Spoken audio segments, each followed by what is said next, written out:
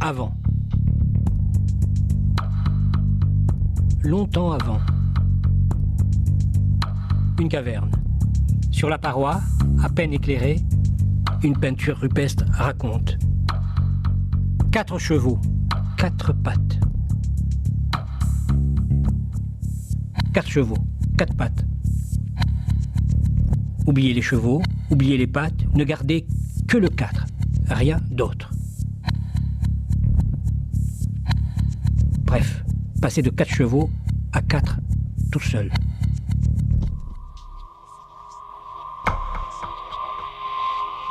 La naissance du nombre pur. L'une des plus grandes épopées de l'histoire des hommes.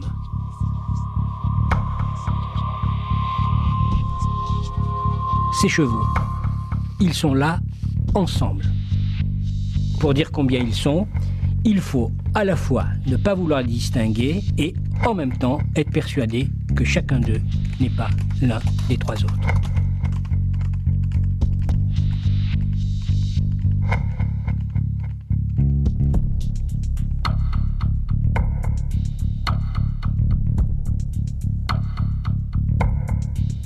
Et dès qu'il y a plus de 5 ou 6 objets, nous sommes bien incapables de savoir combien il y en a exactement. Il nous faut compter.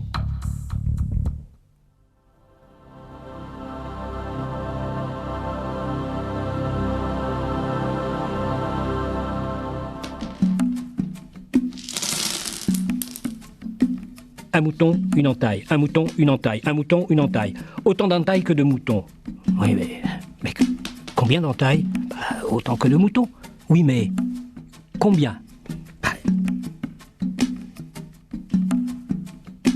De la même façon qu'ils avaient appris à conserver le feu, les hommes ont appris à conserver les nombres.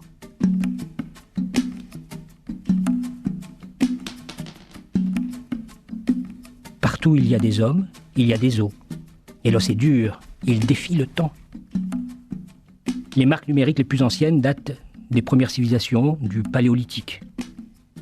Des os numériques de près de 30 000 ans ont été retrouvés.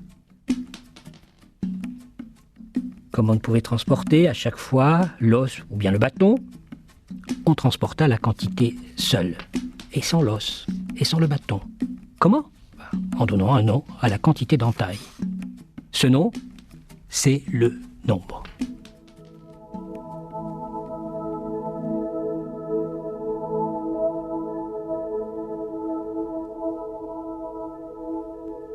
Et là où il y a des hommes, il y a le corps de l'homme.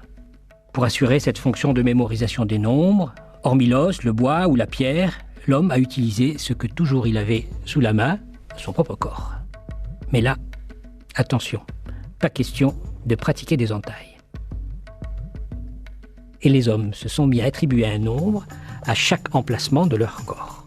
Les doigts de la main, bien sûr, mais également les orteils, les bras, les jambes, le torse, la tête, les phalanges et les articulations. Tous ces lieux du corps sont devenus des lieux du nombre.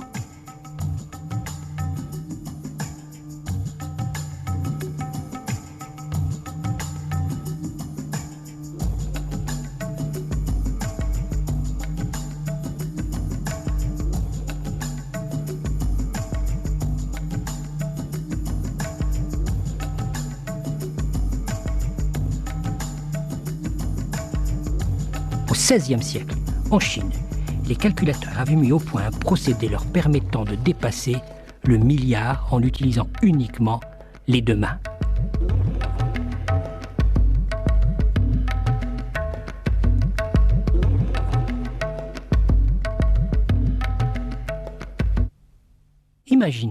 Imaginons que la nature nous ait dotés d'une toute autre main. Une main circulaire, avec des doigts rayonnants, disposés symétriquement autour d'une paume au dos de laquelle serait fixé le poignet. Une main radiale en somme, avec ses doigts rayons symétriquement répartis. Quel serait donc alors le premier doigt ? Et comment, dans quel ordre, l'égrener ?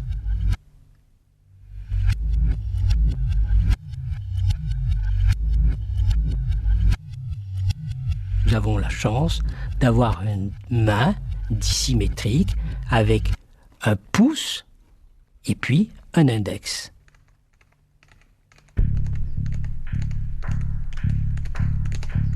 Revenons à notre paroi. Pour s'assurer qu'il a peint 4 chevaux sur la paroi, l'artiste de la grotte préhistorique a dû les compter. 1er, 2e, 3e, 4e. Pas un de plus? Pas un de plus. C'est parce que l'égrenage s'est poursuivi jusqu'au 4e et pas au-delà que l'artiste anonyme a pu affirmer qu'il y en a 4. Ainsi apparurent inséparables les 2 fonctions du nombre. La fonction cardinale, pour dire la quantité, la fonction ordinale, pour dire le rang.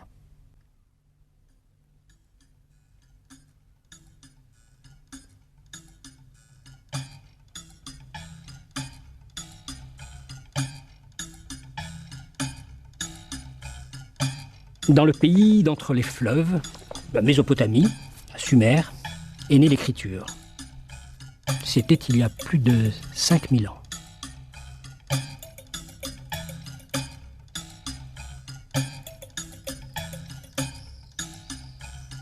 On dit qu'elle aurait été élaborée pour la gestion de l'Empire, terre, troupeaux, grains, hommes, etc.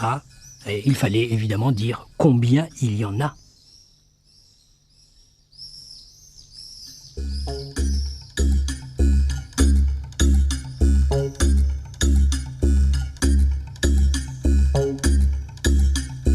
Avec la pratique rudimentaire pour laquelle chaque caillou valait 1, on se condamnait à être submergé par d'énormes tas de cailloux. Alors, quelqu'un a eu l'idée de remplacer un tas de cailloux par un seul caillou.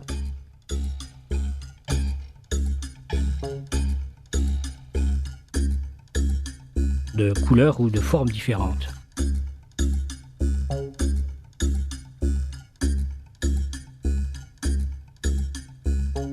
En Mésopotamie, les diverses quantités furent représentées par des petits objets géométriques, disques, cônes, cylindres ou bâtonnets façonnés en argile.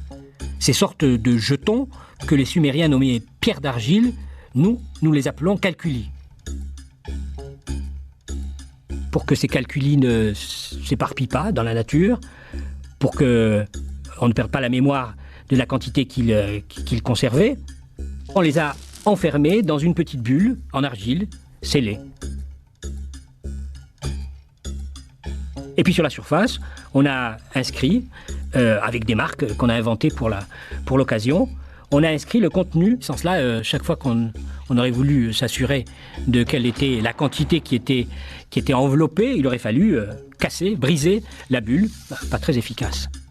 Alors ces petites marques, on peut appeler des marques numérales, peu à peu, on s'est dit que, tout compte fait, elles étaient peut-être suffisantes.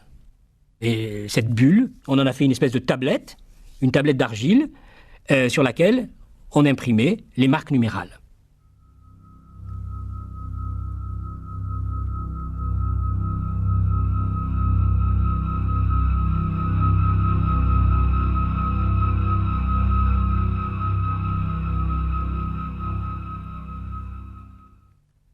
Bon, un nombre à chaque fois pour dire combien. Oui, mais combien de nombres? Combien de nombres pour dire combien? Ça, c'est évidemment une question. C'est-à-dire qu'il faut élaborer un système de représentation des nombres qui va posséder la même puissance que les nombres eux-mêmes, capable de les accompagner aussi loin qu'ils aillent. Un système qui, dès que le besoin d'un nouveau nombre surgit, puisse lui offrir un nom, c'est-à-dire finalement un système apte à nommer l'inédit. C'est que la difficulté avec les nombres, c'est qu'il y en a beaucoup. Alors, comment parvenir à attribuer un nom à chaque nombre?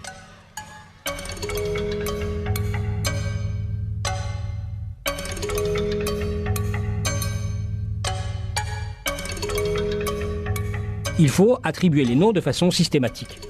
Il faut un principe. Le nom doit permettre de reconnaître la quantité qu'il nomme.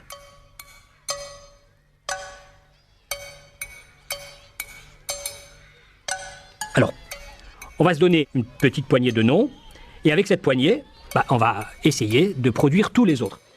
Tous les autres, étant entendu qu'il y en a toujours de nouveaux.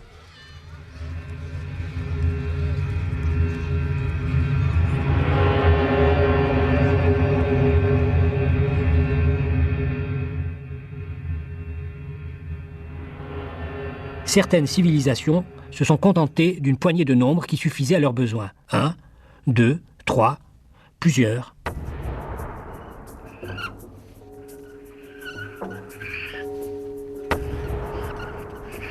D'autres civilisations ont conçu des monuments considérables. Les numérations écrites.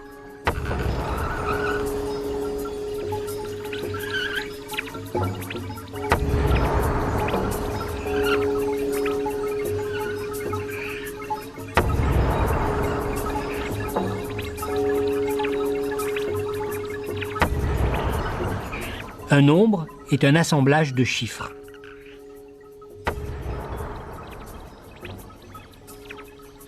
Alors, qui sont ces chiffres? Comment représentons un nombre donné à l'aide de chiffres? Et inversement, comment décode-t-on une écriture chiffrée? Comment détermine-t-on quel nombre elle représente? Toutes les numérations ne sont pas égales. Il y en a de plus performantes que d'autres, il y en a de très faibles.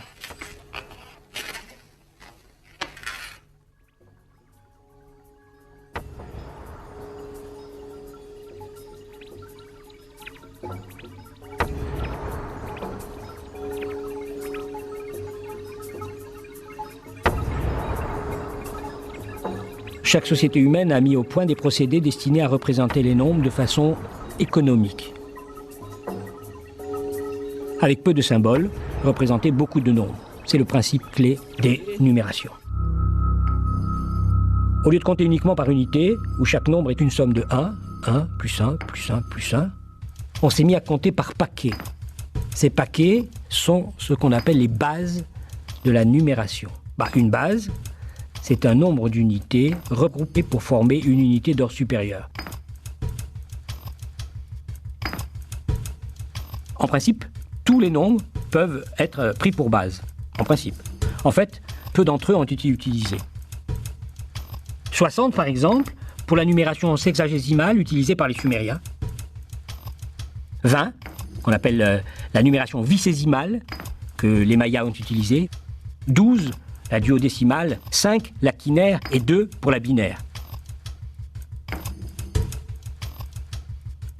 Mais la base la plus utilisée de par le monde, c'est la base décimale, la base 10.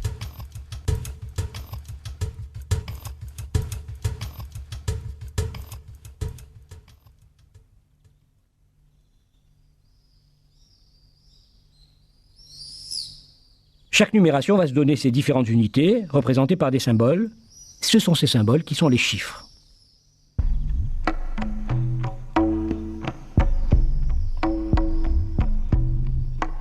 Un clou, qui valait 1, c'est 60.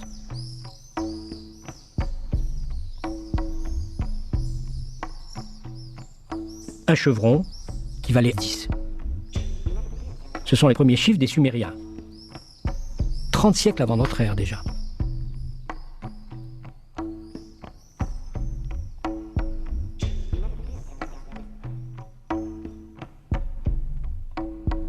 Pour les Égyptiens, une anse de panier valait la dizaine, une corde enroulée la centaine, une fleur de lotus éclose sur sa tige le millier. Pour la dizaine de mille, un doigt dressé, avec la dernière phalange coupée. Un tétard pour la centaine de mille, et pour le million, un homme assis, les bras levés vers le ciel. Pour la numération maya, le trait, le point, le glyphe, qui est une sorte de coquillage.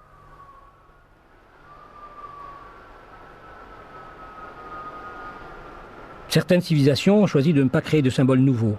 Ils ont préféré utiliser leur alphabet. Alpha, bêta, pour les Grecs. Aleph, qui valait 1, Bet, 2, Guimel, 3 pour les Hébreux. C'est ce qu'on appelait les numérations alphabétiques.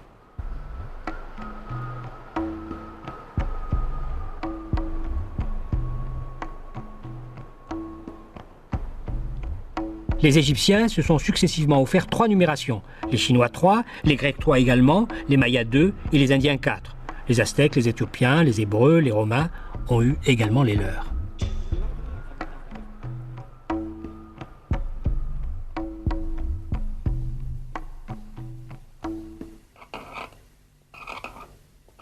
Dans les numérations les plus faibles, qu'on appelle additives, un nombre, c'est la somme des chiffres qui le représentent. chaque chiffre étant répété autant de fois qu'il le faut. Ainsi 300, c'est 100 et 100 et 100 dans la numération romaine. La valeur d'un chiffre est indépendante de la position qu'il occupe dans l'écriture du nombre.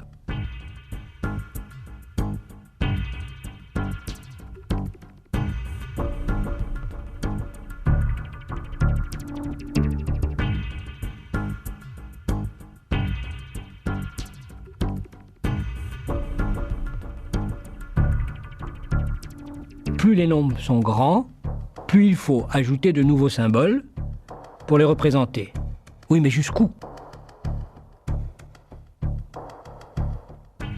Alors que les nombres sont en quantité illimitée, ces numérations n'ont qu'une capacité de représentation limitée. C'est 1900 ans avant notre ère qu'en Mésopotamie, des astronomes et des mathématiciens ont réussi pour la première fois dans l'histoire à pallier cet inconvénient. Le principe des savants babyloniens est très simple. Ne pas mentionner explicitement les noms des divers paliers de la base, 1, 60, 3600, etc., mais les indiquer par leur seul emplacement. Cette numération est en base 60, elle va poser que la valeur d'un chiffre n'est pas constante, qu'elle va varier en fonction de la position qu'il occupe dans l'écriture d'un nombre. Numération de position.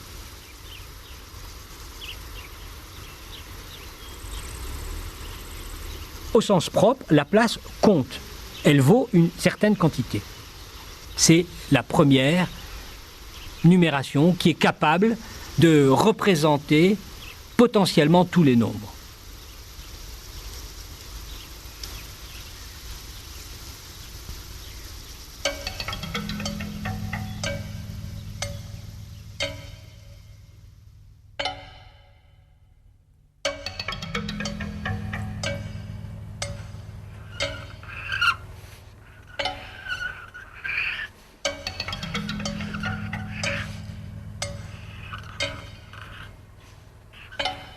La numération indienne de position utilise la base décimale et tous ces chiffres sont indépendants les uns des autres. Cette numération de position, la première trace qu'on en a, c'est dans un texte sanskrit qui s'appelle le Lokavibhaga, les parties de l'univers, dans lequel on lit le nombre suivant. 14 236 713.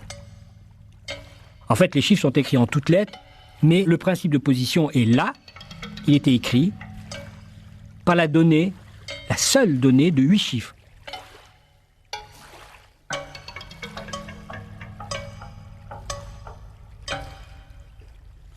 « 3, 1, 7, 6, 3, 2, 4, 1. » Dans ce texte, il y a aussi un mot qui apparaît, un mot extrêmement important, le mot « sunya ». Le vide. Ce mot représente le zéro. Shunya.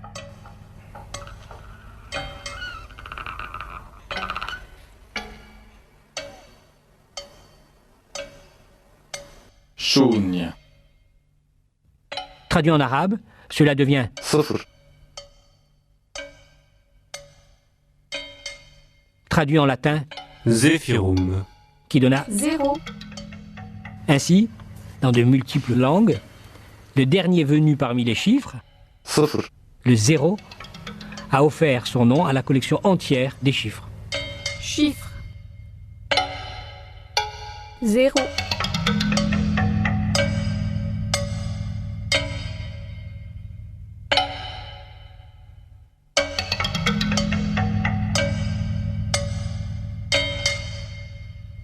Ce 0, c'est ce qui permet de faire une lecture non ambiguë de chaque nombre.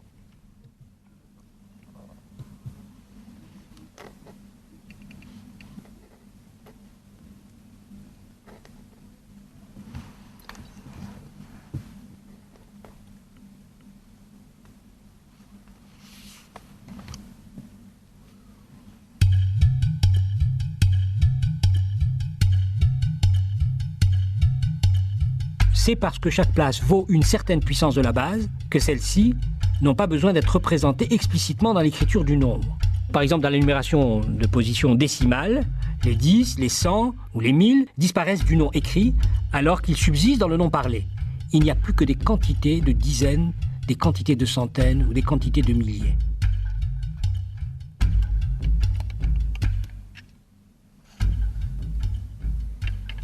Pour nous, c'est quelque chose qui est notre pratique.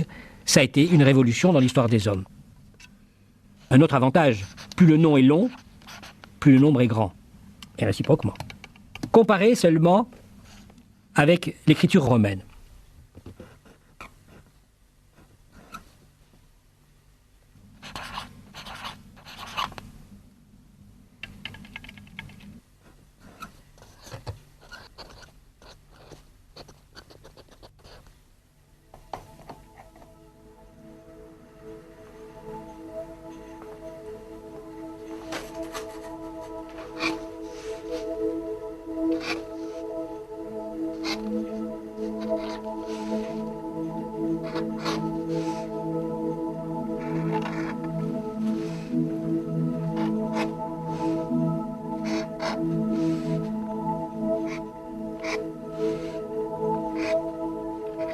La numération de position avec un 0 est parvenue à réaliser une correspondance 1 à 1 entre la collection des nombres et celle des noms.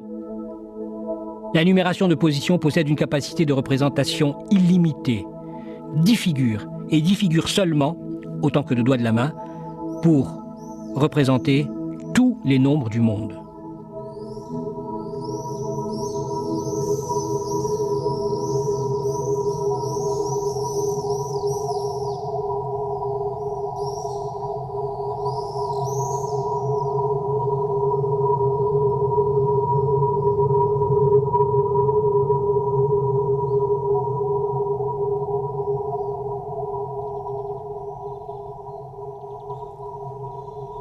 Les calculateurs indiens, au 5e siècle, et à leur suite, leurs continuateurs arabes, inscrivaient leurs chiffres directement sur le sol, sur la terre meuble ou bien sur du sable.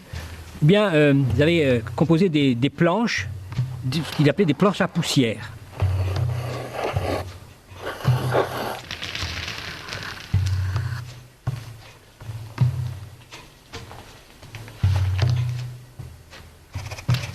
Un peu plus tard, on a raffiné le procédé, les tablettes ont été enduites de cire, il y a eu des ardoises avec lesquelles on inscrivait à la craie.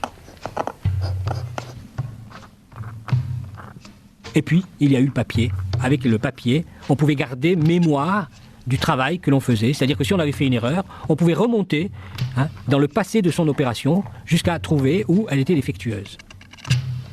Ce qui est né avec la numération indienne de position, c'est le calcul par l'écrit, et l'écrit seul. C'est-à-dire qu'on écrit le nombre et on calcule avec le nom du nombre. C'est-à-dire qu'il a fallu 4000 ans pour passer de compter avec la main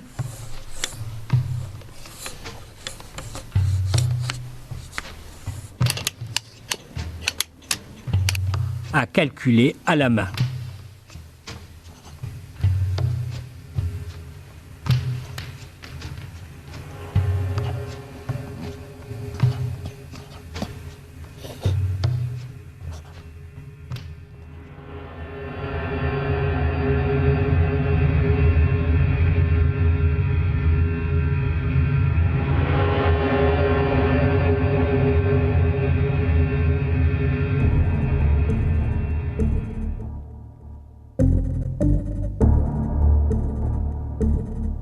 Ces nombres, dont la réalité est si manifeste qu'on les dit naturels, constituent le domaine de l'arithmétique, qui vient du mot grec arithmos, la multitude ordonnée.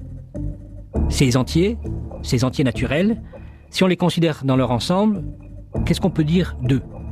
Plusieurs choses. D'abord, il y a un premier entier. Ensuite, il n'y a pas de dernier entier.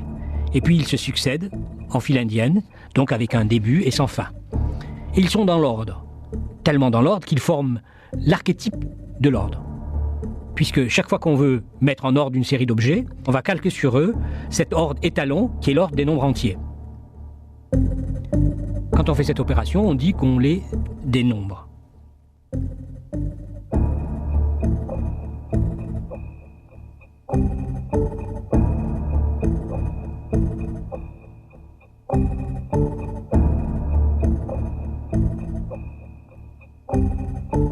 Cet ensemble des entiers naturels, le connaître a été et est toujours l'un des domaines privilégiés du travail des mathématiciens. Cette science des nombres dont parle Platon, qui donne la force de raisonner sur les nombres eux-mêmes sans jamais souffrir qu'on introduise dans ces raisonnements des nombres qui représentent des objets visibles ou palpables. Quels sont les outils à notre disposition pour justement connaître cet ensemble de nombres ? Les opérations. Les deux couples d'opérations inverses, addition, soustraction, multiplication, division. Mais surtout, la division.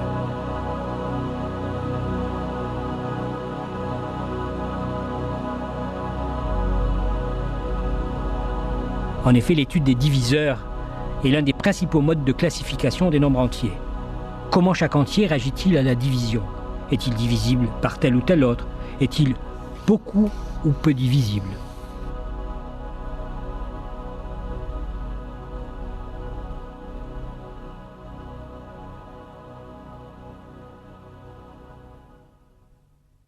« 60.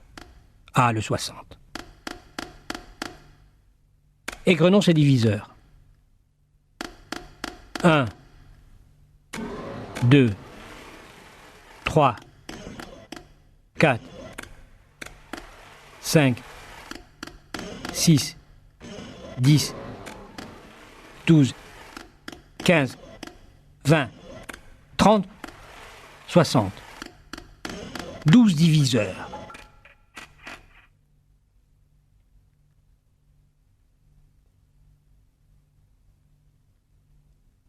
Et 100.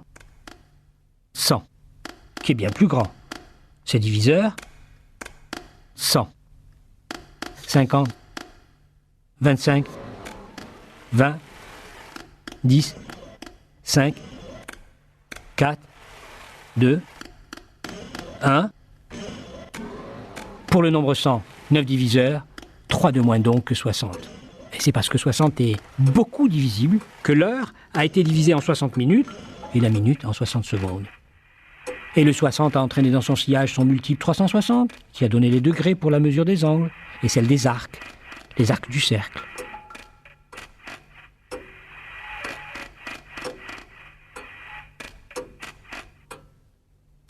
Et le 60 a entraîné dans son sillage son sous-multiple 12, qui admet 6 diviseurs, alors que 10 n'en admet que 4.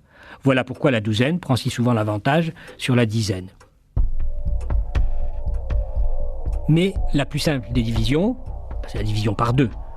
Elle a fourni la première classification. Ce fut le travail de Pythagore et de sa secte, les pythagoriciens, au 5e siècle avant notre ère. D'un côté, les nombres qui sont divisibles par 2, les pairs. De l'autre, les autres, les impairs. L'alternance entre les pairs et les impairs scande interminablement le défilement des entiers naturels et ouvre le chemin à de nouvelles classifications. Cette seule petite différence entre les entiers, les pairs et les impairs, suffit à faire des mathématiques, à émettre des lois, à démontrer des propriétés. Par exemple, quelles sont les opérations qui conservent le fait d'être pair, qui conservent la parité ? La somme de deux pairs est paire. Mais la somme de deux impairs n'est pas impaire. L'addition ne conserve pas la parité. Multiplication. Le produit de deux pairs est pair, le produit de deux impairs est impair. La multiplication conserve la parité.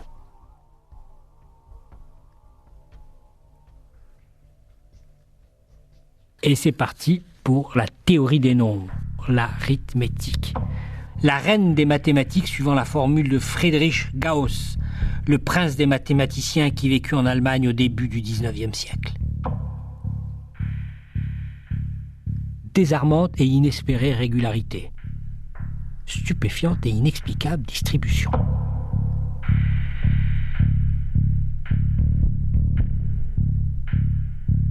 La deuxième grande classification des nombres entiers concerne ceux qui ne sont pas divisibles du tout. Alors, sauf par eux-mêmes, bien sûr, et par 1. Puisqu'ils ne sont le produit d'aucun autre nombre, ils ne peuvent donc être produits par une multiplication. C'est de là que vient leur nom, les nombres premier.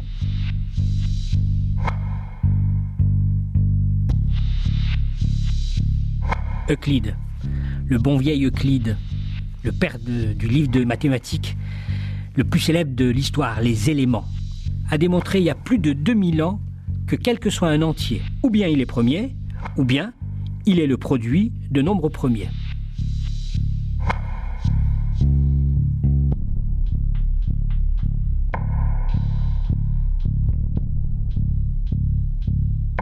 Cette décomposition en nombres premiers se fait de façon unique.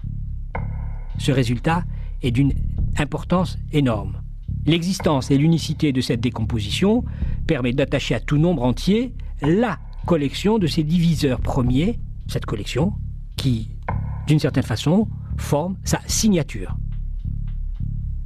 Ainsi, les nombres premiers peuvent jouer un rôle de générateur. Leur connaissance seule suffit pour produire tous les nombres entiers. Savoir qui ils sont devient une question centrale pour les mathématiciens. Combien y en a-t-il ? Comment se répartissent-ils parmi les autres ?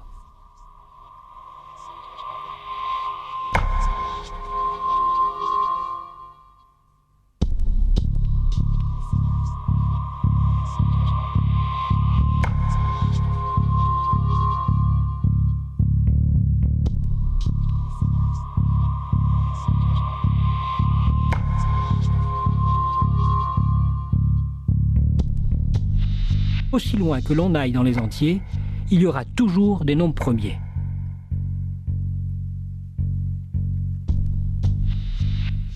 Il y a une infinité de nombres premiers. Et les mathématiciens de caresser ce rêve fou, trouver un dispositif, une formule, pourquoi pas, capable de produire tous les nombres premiers. On n'en est pas là.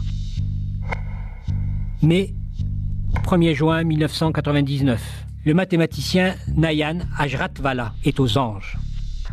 Ce nombre qu'il a sous les yeux est le plus grand nombre premier jamais découvert à ce jour.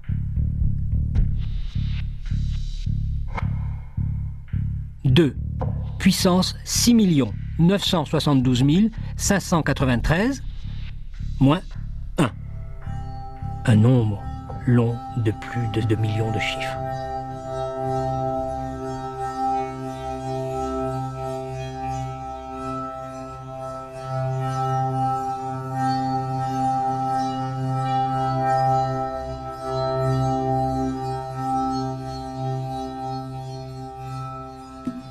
Depuis les nombres des origines, voués au seul dénombrement, l'Empire n'a cessé de s'étendre, élargissant toujours plus ses fonctions. Long cheminement ininterrompu, où chaque extension marque une transformation déterminante de l'idée de nombre. Se dévêtant progressivement de sa parure de quantifiable, le nombre s'est couvert peu à peu des habits du calculable.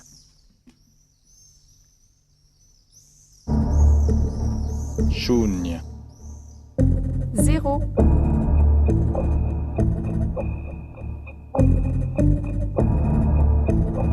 Lorsque l'on énumère les éléments d'un ensemble, que l'on dénombre une collectivité, que l'on effectue un travail d'arpentage, que l'on détermine une distance, on ne ressent pas la nécessité d'utiliser d'autres nombres que les nombres positifs. Ni les calculateurs babyloniens, ni les calculateurs égyptiens, ni les penseurs grecs n'ont jamais disposé de la notion générale de nombre négatif. C'est qu'il ne pouvait y avoir de notion de nombre négatif, puisqu'il n'y avait pas de notion de zéro. Shunya. C'est pourquoi sans doute, les premiers à utiliser des quantités négatives furent des mathématiciens indiens qui, dès le 6e ou le 7e siècle de notre ère, les employèrent pour les besoins comptables. À l'opposé des biens, qui étaient représentés par des nombres positifs, il y avait les dettes qui s'inscrivaient comme des quantités négatives.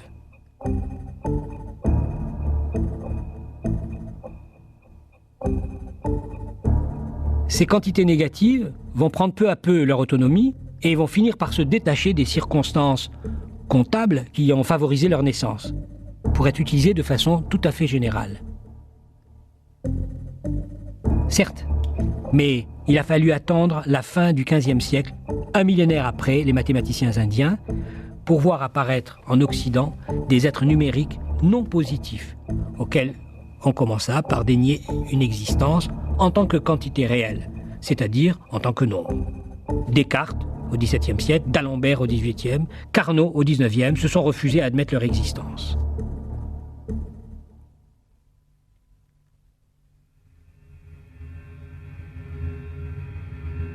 La question est résolue pour les enfants des parkings du début du XXIe siècle.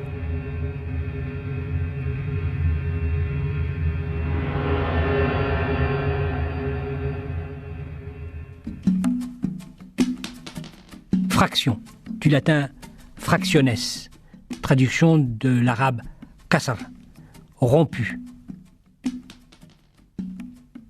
Les fractions sont des nombres rompus.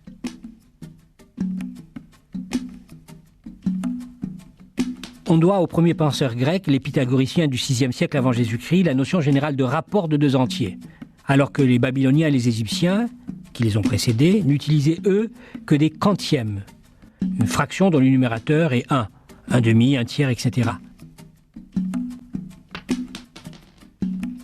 Les entiers et les fractions réunis vont former un ensemble, l'ensemble des nombres que nous appelons aujourd'hui rationnels.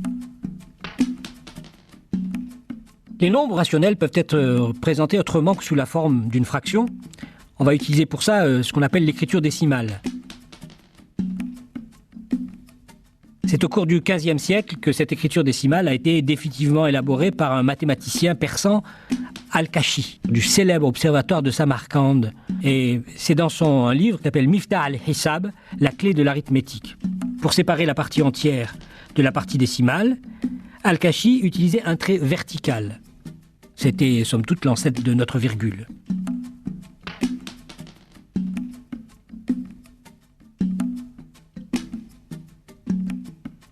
Cette origine a fait que, longtemps, en Occident, les nombres à virgule ont été appelés les fractions des Turcs.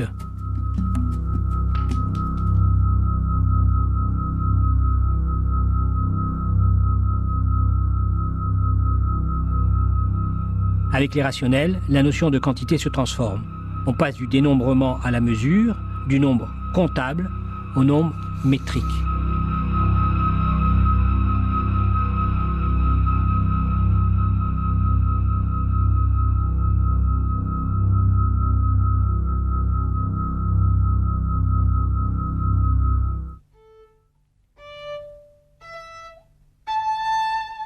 Une corde tendue, passez-la en son milieu. Le son produit est à l'octave supérieure du son obtenu par la corde entière. La même corde, passez-la aux 3/4 de sa longueur. Le son obtenu est la quarte supérieure du son obtenu par la corde entière. Passons-la à nouveau, mais aux 2/3 de sa longueur. Le son obtenu est la quinte supérieure du son obtenu par la corde entière. La musique est sœur des mathématiques, elle est la science des rapports numériques qui régissent les intervalles. Ces découvertes ont été faites il y a 2500 ans par les pythagoriciens. En établissant un lien numérique entre deux phénomènes physiques, l'acoustique et la longueur d'une corde, les pythagoriciens ont ouvert la porte à un nouveau mode de connaissance de la nature qui place le nombre au centre de son dispositif. Ils avaient développé une véritable mystique numérique. Pour Pythagore et ses adeptes, ce sont les nombres qui régissent l'univers. Bien plus que de la pure quantité, ils constituent les éléments mêmes de l'univers, l'essence des choses. Pour eux, les nombres se doivent de dire tout ce qui est.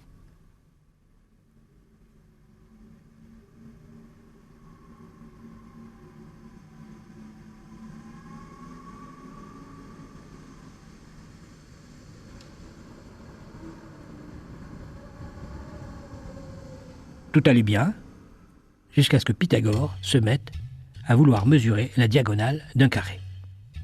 Ce que les pythagoriciens ont démontré, et c'est l'une des premières véritables démonstrations de l'histoire, c'est que la diagonale du carré de côté 1 ne peut être représentée par un nombre, c'est-à-dire pour eux aucun entier ni aucune fraction. Comment ? Un carré, c'est deux longueurs. Le côté et la diagonale. La longueur de l'un détermine la longueur de l'autre. Prenons le carré le plus simple, le carré de côté 1. Je le décompose en deux triangles rectangles isocèles égaux. Leur hypoténuse est la diagonale du carré. La longueur du côté étant égale à 1, son carré est égal à 1. La somme des deux carrés est donc égale à 2. Donc le carré de l'hypoténuse est égal à 2. Quel est le nombre dont le carré est égal à 2? Il n'existe aucun nombre dont le carré est 2. Et pourtant, voyez, sous mes yeux, il s'expose. C'est une terrible remise en cause. La théorie faillit à dire ce qui est. C'est la crise. Ces grandeurs géométriques échappant à la numéricité sont désignées comme des inexprimables. Il n'y a pas de mots numériques pour les dire. Les nombres ne disent plus le monde. Il faudra attendre près de 2 millénaires pour que, par la voie royale d'une définition, cet être numérique dont le carré est 2, et par qui tout a commencé, parce qu'il refusait d'entretenir un rapport rationnel avec l'unité, intègre l'empire des nombres. Il sera désormais le nombre irrationnel racine carrée de 2.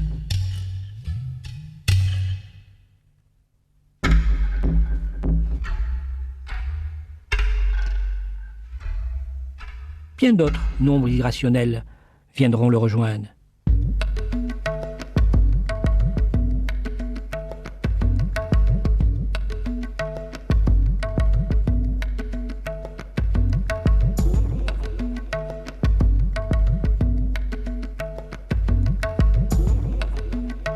Depuis la plus haute antiquité, les calculateurs s'étaient aperçus que quelle que soit leur taille, tous les cercles avaient une chose en commun. Leur diamètre et leur circonférence entretiennent le même rapport. Palestine, bien longtemps avant l'ère chrétienne. Pour les Juifs de l'Ancien Testament, la circonférence était le triple du diamètre. Égypte, XVIIe siècle avant notre ère. 4 multiplié par 8 neuvième au carré.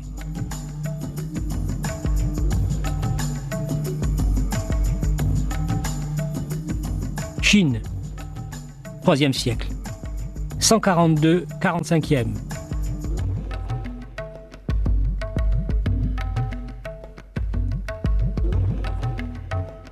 Troisième siècle avant notre ère, Syracuse, Archimède. Que disait Archimède? Pour tout cercle, le périmètre dépasse le triple du diamètre de moins d'un septième, mais de plus de 10 71e.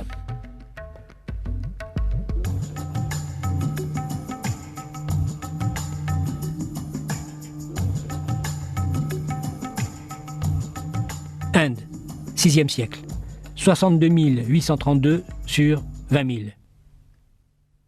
Déjà. Ce n'est qu'au XVIIe siècle que ce rapport a été considéré comme un nombre, que l'on a nommé pi de périphéria, le nom que les Grecs donnaient à la circonférence du cercle, justement. Dès cette époque, de superbes formules ont permis d'exprimer pi de plus en plus précisément.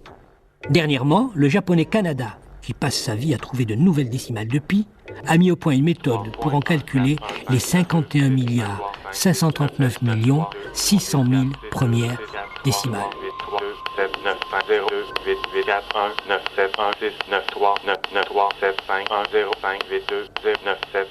Pi peut-il être représenté par un nombre rationnel? Autrement dit, peut-on le connaître exactement ou bien devra-t-on se contenter d'en donner des approximations?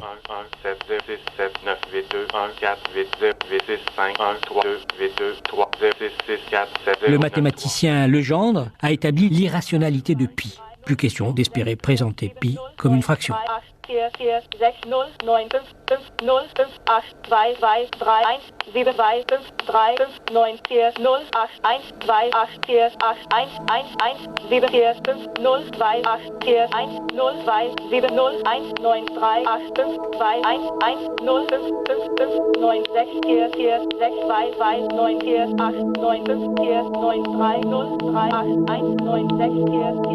Il a fallu longtemps à l'humanité pour se doter du nombre zéro, mais il lui a fallu plus longtemps encore pour donner naissance au nombre infini.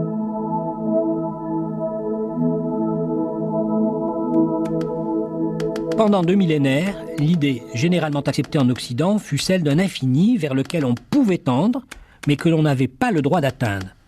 Un infini qui était pensé comme un fini en expansion sans limite. Il a fallu attendre la fin du XIXe siècle pour qu'un mathématicien, Georges Cantor, ose définir l'infini. Le projet de Cantor, étendre par-delà l'infini la série des nombres entiers réels. Il ne voulait pas simplement considérer l'infiniment grand sous la forme de ce qui croît sans limite, mais également, il voulait le fixer de façon mathématique par des nombres.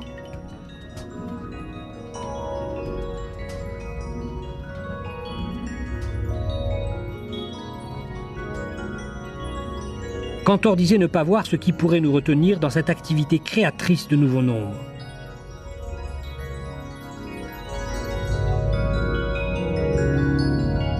Ce qu'a établi Cantor, c'est que le nombre de nombres entiers n'est pas un nombre fini. Ce sera le premier infini.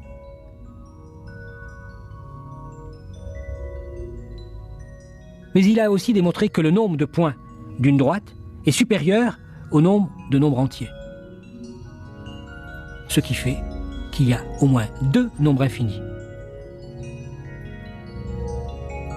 Bien plus, Cantor ne va pas s'arrêter là, il va démontrer qu'il y a une infinité de nombres infinis. Un seul zéro, une infinité d'infinis.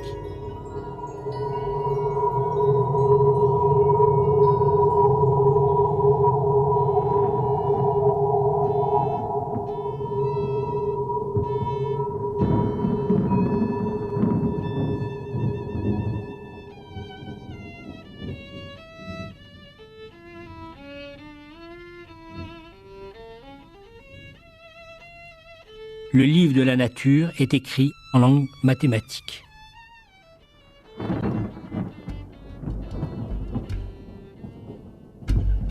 À partir de la Renaissance en Occident, s'est imposée cette façon de connaître le monde qui place le nombre au centre de son dispositif. Connaître un phénomène, c'est l'exprimer par une loi entre grandeurs physiques mettant en jeu des rapports quantitatifs.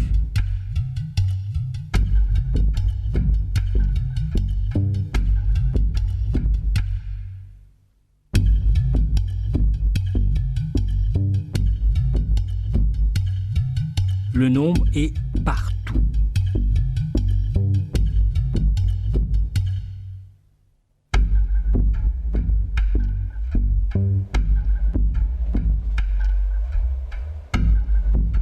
À eux la responsabilité de dire tout le réel.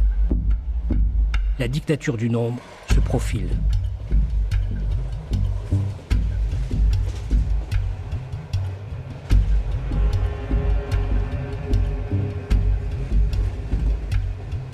Qu'à chaque objet d'un ensemble on attribue un nombre et l'objet de rechef prend sa place dans le système de rangement.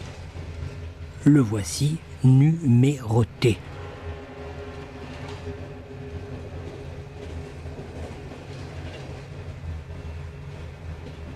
Et nous voici accolés à de multiples numéros. Numéro matricule des prisons et des camps. Numéro INSEE, numéro de la sécurité sociale. Numen, c'est le numéro attribué à chaque fonctionnaire. Nous voilà fichés par notre numéro. Chaque individu, identifié au numéro qu'on lui a attribué, qui ont d'ailleurs, deviennent immédiatement localisables et atteignables dans le système de gestion de l'ordinateur.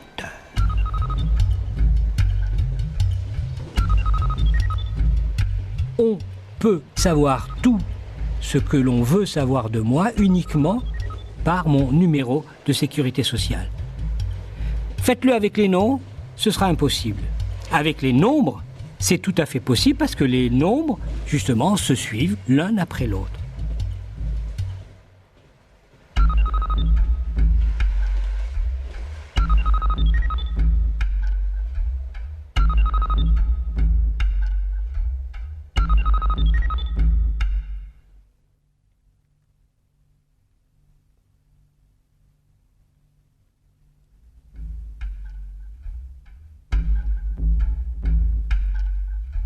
En appliquant sur les ensembles d'humains l'ordre total qui règne dans l'empire des nombres, c'est-à-dire en nous numérotant, en même temps que, évidemment, ça rend de multiples services, ça constitue un vrai danger pour nos libertés. Un seul ordinateur peut nous repérer pour tous les actes de notre vie. Ce n'est pas un rêve ou un cauchemar, c'est actuellement la réalité. Et ce qui donne aux ordinateurs leur puissance extraordinaire, c'est la numération binaire.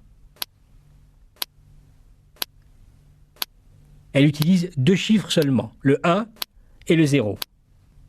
Pour les ordinateurs, c'est la simplicité même, simplicité qui vient du fait qu'il n'y a que 2 modes, 1, 0, absence, présence, oui, non. On fait passer le courant lorsqu'il y a 0, on le bloque lorsqu'il y a 0, 1, 2, 3, 4, 5, 6, 7, 12, 20, 60, 100, 1000, 1 million.